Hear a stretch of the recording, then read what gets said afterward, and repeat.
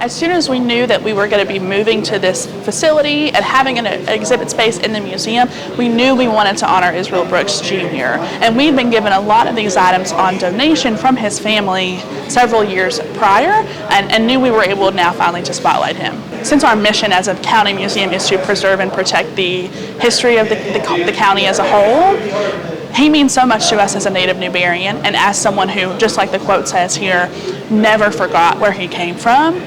That aside, it is also so important for us to recognize the boundaries that he broke as the first African-American trooper for the South Carolina Highway Patrol, and just the sheer amount of bravery and courage that he had to have, and the tenacity he had to have to be able to break through that boundary and go on to have such a fabulous career. Well, my reaction to seeing such a great honor and respect for a man who actually paved the way, not only for just African Americans on the Highway Patrol, but just as a humanitarian and for doing the right thing and showing people what it's like to be fair.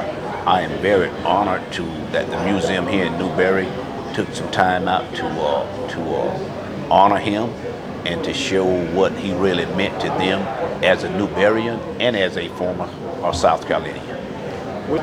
Man, he overcame so many obstacles that was in his way as the first African American. Just imagine the racial tension that was in his way in 1967 when he joined the Highway Patrol, being the first African American. Being stationed in Beaufort County, South Carolina, the Hilton Head area, and all the obstacles that he had to overcome. But if you had to pick anybody or choose anybody that could make it a perfect example and a positive example for others to follow, why not Israel Brooks? He did a great job. He paved the way, and many people are following now. If it wasn't for Israel Brooks being the first African American to come on the Highway Patrol, then there would never be a chance for me as I stand here today. So all of that and all of my accomplishments is owed to Israel Brooks. I think that it is a fitting tribute for a person who was a trailblazer here in South Carolina, internally with the South Carolina Highway Patrol, and nationally at the time. Back in the 60s, there was a lot of unrest, I think, in the country.